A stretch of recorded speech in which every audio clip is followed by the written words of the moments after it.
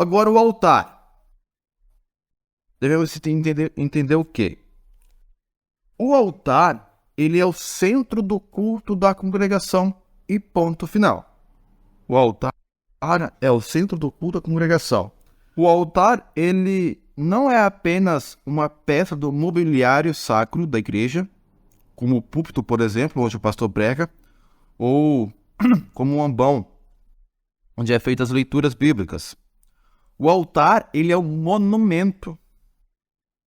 Deus prescreveu o altar para o culto tanto do Antigo Testamento como do Novo Testamento. Sendo assim, o culto da congregação tem se desenvolvido no altar e ao redor dele.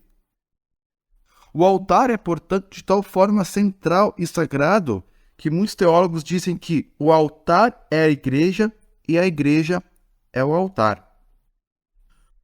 O altar é o lugar e o monumento mais importante do templo. Ele é mais importante até mesmo que o próprio púlpito, onde o pastor prega. E tem pastores que irão dizer que o púlpito é o lugar mais importante. Bem, pastores que dizem isso, ou quem fala isso, sequer estudaram a fundo a teologia do culto. Esses mesmos pastores dizem que o sermão deve ser o destaque do culto. Agora eu pergunto, imagine se o sermão sai meia boca, né? Se não sai da forma esperada, se sai alguma teologia errada ali. O que aconteceria com o ouvinte? Obviamente que a palavra, a proclamação da palavra, ela tem o seu destaque no culto. Contudo, o altar é o símbolo da graciosa presença de Deus em sua igreja. O seu significado é o de sacrifício. Significa primeiramente o sacrifício de nosso Senhor Jesus Cristo para a redenção do mundo, e também significa o nosso sacrifício pessoal da oração, do louvor, do agradecimento e das posses a Deus por meio de Cristo nosso Senhor, mediador e sumo sacerdote.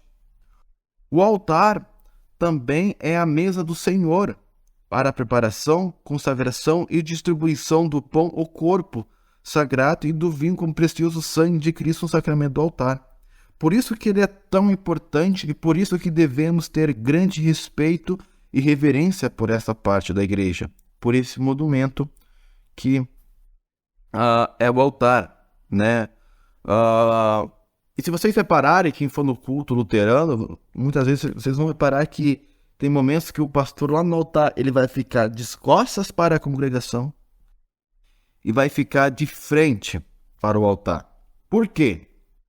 Porque tem esse movimento. Duas coisas.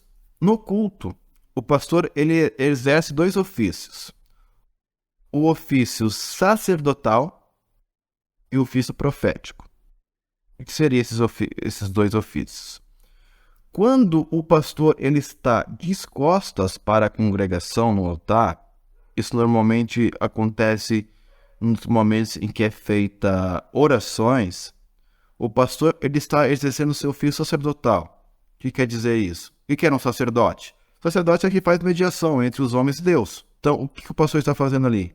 Ele está coletando as orações do povo de Deus, está pegando e ele está oferecendo, ele está entregando as orações ao Pai, por meio de Jesus. Então, naquele momento que o pastor está orando, virado de costas para a congregação e de frente para o altar, ali está no seu ofício sacerdotal. Está servindo de mediador entre os homens e Deus. O que acontece normalmente das orações.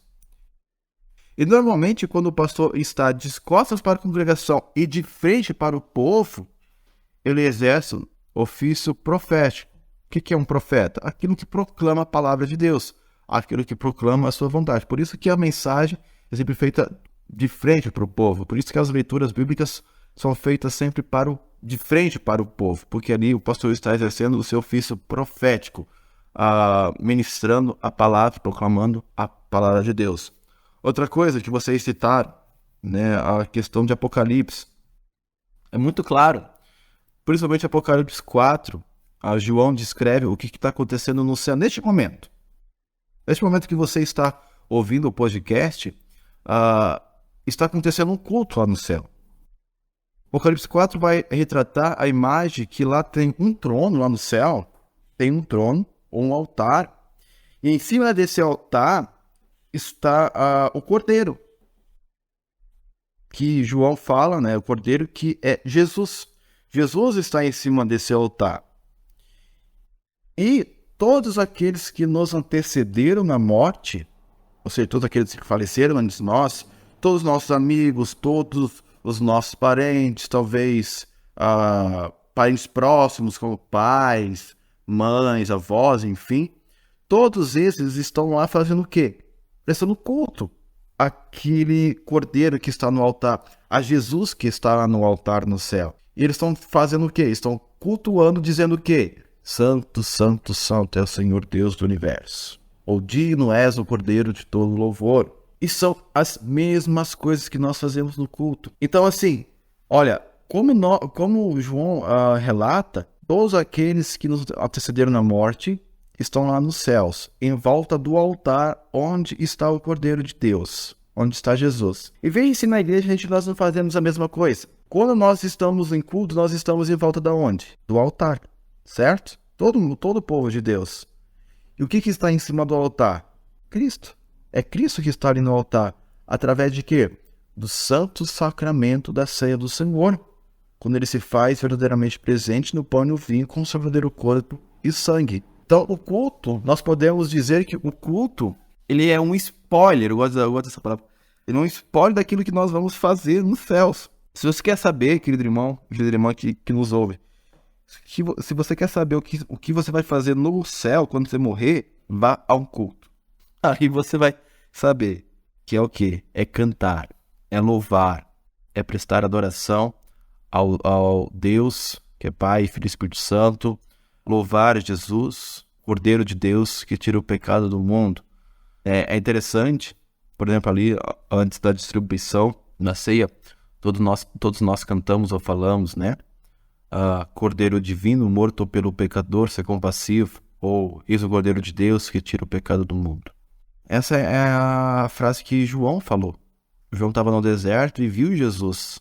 Lá no final, lá longe, apontou e diz assim: eis o Cordeiro de Deus que tira o pecado. E nós fazemos a mesma coisa no culto. Nós dizemos: eis o Cordeiro de Deus. E nós recebemos esse Cordeiro de Deus. Nós tocamos nesse Cordeiro de Deus, assim como João tocou. Assim como Simeão, né, pegou o menino Jesus nos braços, verdadeiramente tocou naquele menino Jesus. Ergueu, deu graças e disse: Senhor, agora pode despedir em paz o teu servo. Ou seja, agora eu posso morrer em paz, porque os meus olhos viram a tua salvação. A mesma coisa acontece no culto. Quando você vai ao culto, você toca em Cristo. Você come do seu corpo e bebe do seu sangue para que o seu pecado seja perdoado. E daí você, como Simeão, pode dizer: Senhor, agora eu posso morrer a qualquer momento. Quando o Senhor quiser me levar, sinta-se à vontade. Isso é um grande conforto para nós. Sabe por quê? Porque nós vimos a salvação. Por isso nós estamos preparados para estar diante da própria salvação, que é uma pessoa, que é Jesus Cristo, o Filho de Deus.